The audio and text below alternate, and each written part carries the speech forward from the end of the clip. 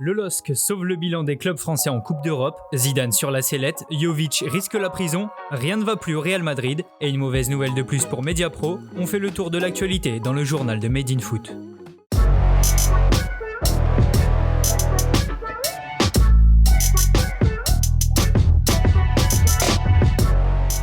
Lille a assuré pour son entrée dans la Ligue Europa. Rapidement en supériorité numérique, les Dogs se sont imposés 4-1 sur la pelouse du Sparta Prague. Les hommes de Christophe Galtier peuvent remercier Youssouf Yazici. Le milieu offensif turc a ouvert le score juste avant la pause, puis a redonné l'avantage aux siens à l'heure de jeu. Après le troisième but de Jonathan Ikoné, Yazici est venu paraffer le succès nordiste en s'offrant son premier triplé en carrière.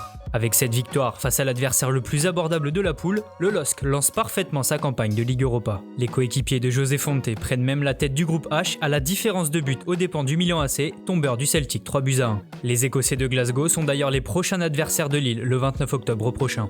Plus tôt dans la soirée, le GC Nice s'est fait atomiser par le Bayer Leverkusen. Favoris du groupe C, les Allemands ont infligé une lourde défaite 6-2 aux hommes de Patrick Vieira. Les Niçois ont payé leur début de match manqué. Mené 2-0 au quart d'heure de jeu, le gym a eu l'espoir de revenir après la réduction du score d'Amin Gouiri à la 30e. Malheureusement, les Aiglons se sont effondrés après le but du break de Moussa Diaby suite à une perte de balle à l'entrée de la surface de Morgan Schneiderlin. Les buts se sont ensuite enchaînés et avec cette claque, Nice se retrouve dernier du groupe C avec une différence de but de -4. Les coéquipiers de Kasper Dolberg devront se rattraper à domicile le 29 octobre prochain face à l'Hapoel Beersheva. Dans les 22 autres rencontres de la soirée, on fait le tour des résultats marquants.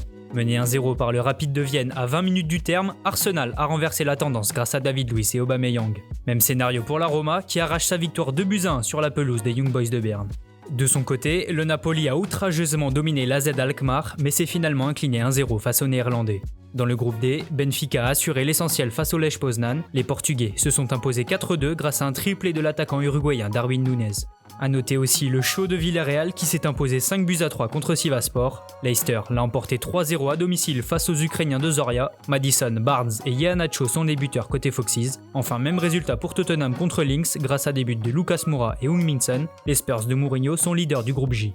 C'est la crise au Real Madrid. Après la défaite du week-end dernier face au promu Cadiz, les Merengues se sont inclinés 3-2 face au Shakhtar Donetsk en Ligue des Champions. Une nouvelle défaite qui passe mal auprès des dirigeants de la Casablanca et selon la presse espagnole, le poste d'entraîneur de Zinedine Zidane est même menacé. Le technicien français aurait 2 matchs pour se rattraper sous peine d'être limogé. Pour le remplacer, le Real songe à une autre ancienne légende du club. À la tête de la Castilla, Raúl est une alternative pour le rôle d'entraîneur principal. Un poste auquel prétend aussi l'Argentin Mauricio Pochettino, mais une chose est sûre, le Classico de samedi face au Barça s'annonce crucial pour Zidane. Et en plus de la situation compliquée sur le terrain, le club madrilène doit aussi gérer une affaire extrasportive puisque Luka Jovic risque 6 mois de prison. En mars dernier, l'attaquant serbe n'a pas respecté le confinement dans son pays. En pleine pandémie de Covid-19, le jeune homme de 22 ans était rentré en Serbie pour participer à une fête avec sa compagne. Poursuivi par la justice de son pays, Jovic encourt jusqu'à 6 mois de prison selon la presse serbe. En ouverture de la 8e journée de Ligue 1, le Stade Rennais reçoit Angesco ce vendredi soir.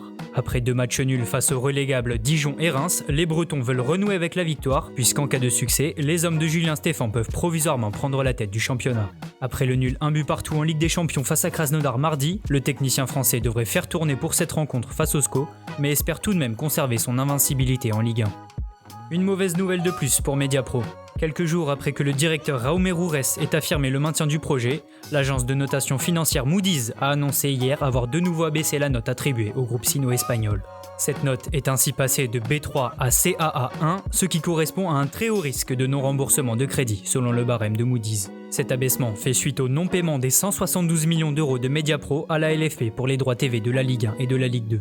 Ce matin, dans les colonnes de l'équipe, le président de la FFF, Noël Le Graët, a réaffirmé l'inquiétude du football français vis-à-vis de Mediapro.